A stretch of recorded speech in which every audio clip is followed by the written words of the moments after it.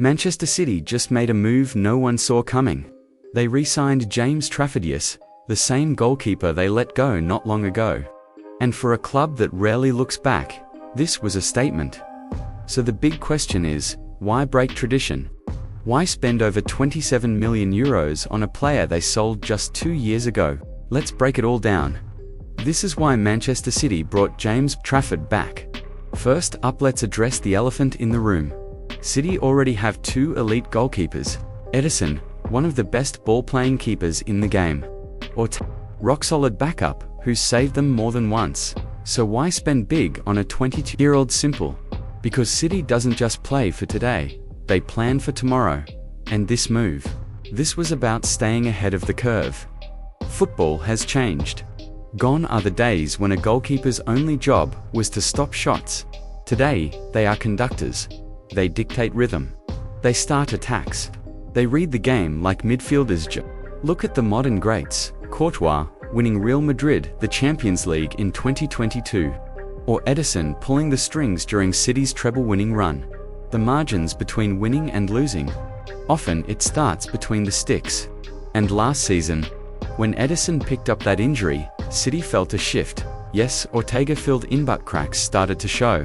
Their build-up wasn't as fluid. Their press wasn't as synchronized. The rhythm, the tempo was off. City knew they couldn't afford that kind of vulnerability again. So who exactly is he? And what makes him so special?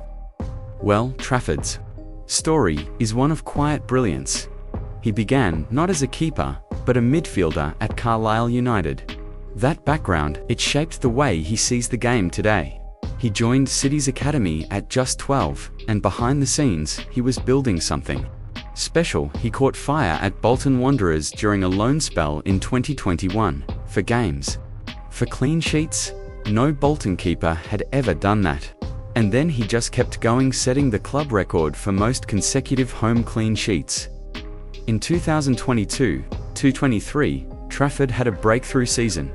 26 clean sheets, Young Player of the Year, PFA Team of the Year, and he helped Bolton lift the EFL trophy.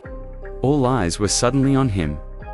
City saw the potential and offered him a 5-year contract, but then Burnley came knocking, and City, at that point, decided to let him go. That's when things really took off. Burnley signed him for an initial €15 million, rising to €19 million with add-ons, making him the 3rd most expensive British goalkeeper ever, and Trafford paid them back with one of the most dominant seasons in English football history. In 2024-25, he played 45 games, kept 29 clean sheets, and tied the all-time English record, 12 straight clean sheets. Over 1,000 minutes without conceding. Only 16 goals allowed all season. The guy was a wall. He pulled off 2 penalty saves in one match against Sunderland. Delivered a heroic 10-save performance against Brighton to earn a 1-1 draw. Golden Glove, Team of the Season. Promotion secured. All before turning 23, and that's when Newcastle made their move. A €27 million bid. City had a choice: let him go for good, or bring him back before someone else capitalized. They didn't activate a buyback clause. They just matched Newcastle's offer and brought their boy home. So what does this mean for City now? Let's talk about Ederson. He's still world-class, but he's 32, and he's entering the final year of his deal. There are whispers of a move to Turkey, rumors getting louder. Ortega, he's getting attention to City, preparing for the future owner instead of dropping €70 to €80 million on a new keeper down the line. They've invested in someone they raised, someone who understands their DNA. And here's the kicker: wanted this, he could have gone to Newcastle. He would have been the starting keeper, day one. But he chose City. He chose to come back not as a backup, but as a player who believes in the project. That kind of loyalty. It's rare, that kind of maturity. Even rarer. Trafford has represented England at every youth level.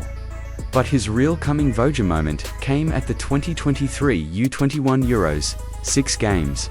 0 goals conceded. Not a single one. He became the first goalkeeper in the history of the tournament to keep a clean sheet all the way through, And in the final against Spain, he saved a last-minute penalty to secure the title. That's when City knew, this guy's got ice in his veins. But let's not sugarcoat it. The pressure at Manchester City is relentless. It's one thing to thrive at Bolton or Burnley. It's another to step into a locker room filled with Champions League winners, where every mistake is magnified and expectations are sky high. But Trafford isn't walking into the unknown. He's trained with Pep. He knows the system. He knows the demands. He knows what it means to wear sky blue. No adjustment period. No culture shock, just business. He's already been tested under pressure in youth internationals, in cup finals, in promotion fights, and every single time, he's risen above it now. Don't expect Trafford to walk straight into the starting 11. He'll have to earn it. He'll need to compete with Ederson, maybe even Ortega.